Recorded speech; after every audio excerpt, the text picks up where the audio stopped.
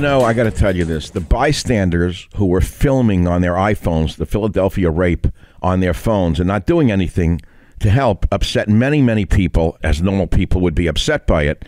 Earlier this week, I made an appearance on Newsmax TV to talk about the loss of true men in America, and you're probably going to be surprised by what I have to say. Well, joining me now is Savage Nation radio and podcast host Michael Savage. Dr. Savage, it is great to have you on the program. Thanks for joining me again. You did a good job in that video. I didn't know you were such a macho man from Texas. Well, look, I don't want to be a macho man. I just want to do what's right, Dr. Savage, and there's fewer and fewer people willing to do that. This is not really new, though, Grant. I remember in the 60s, there was a famous case of Kitty Genovese in Kew Gardens, New York. She was being beaten in the streets. People heard her. They put heads out of the apartment, screamed for a good long time. Then the guy killed her and ran away, and no one came out. It was a big scandal in New York in the 60s, and it's a sad reflection of a few things. Number one, liberalism is a mental disorder, but mainly it's the lawyers. The lawyers have absolutely intimidated everyone in this country. You step in and you get arrested or beaten by the violent bum. And never forget, these violent street people are much tougher than most ordinary people. I was taught that many years ago through an incident that I went through. And a doctor afterwards said to me, never forget this, Michael, they live in the streets. They're much stronger than we are. So they're very strong.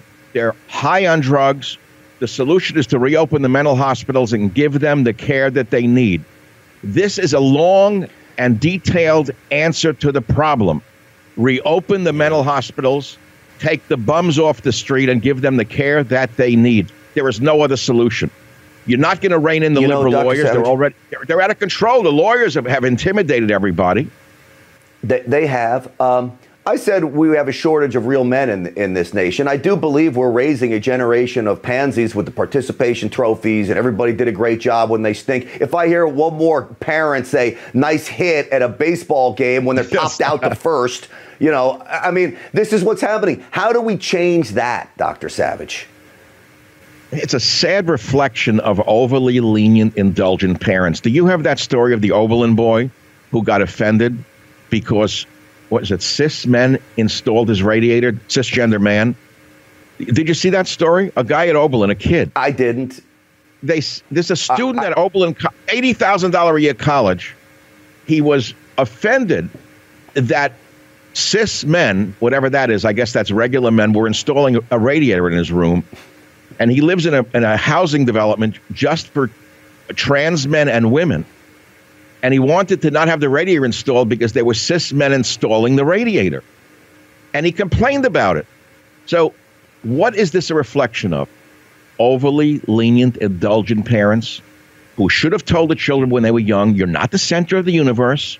Other people also have feelings. This is not how the real world works, child. You feel unsafe around cis men? What kind of insanity is this? Perhaps they should reject the veggie burgers because the lettuce was picked by very rough cis male Mexican farm workers. Well, it's clearly too much soy in society right now, and this is what's happening with the beta males we're seeing. I got some other piece of advice for you. I went to Denison University in Ohio. We played Oberlin College, and we steamrolled them every time. If you want to raise real men, don't send them to Oberlin College, Dr. Savage. But well, everyone knows, I'm going to give you the last word here.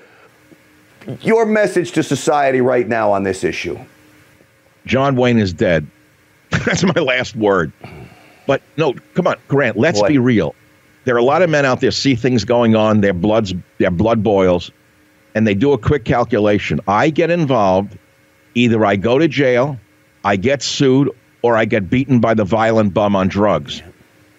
We need more police. The police need to have the handcuffs taken off their hands. They are the Wolfhounds that are out there to protect us from the wolves. The homeless are not these innocent victims. They are mainly wolves on drugs. Let's start with that.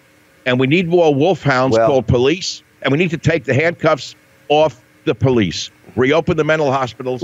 Give them the care that they need, Grant. Let me leave you with this. I pride myself on being a sheepdog. A sheepdog looks over the flock to protect them from the wolves. We need more sheepdogs out there, too, and those are just everyday citizens. Dr. Michael Savage, always great to see you, my friend. Thank you for coming on tonight. Thanks for having me. It's a great show. Bye now. Absolutely. I appreciate that. Coming from you, that means an awful lot to me. The Savage Nation.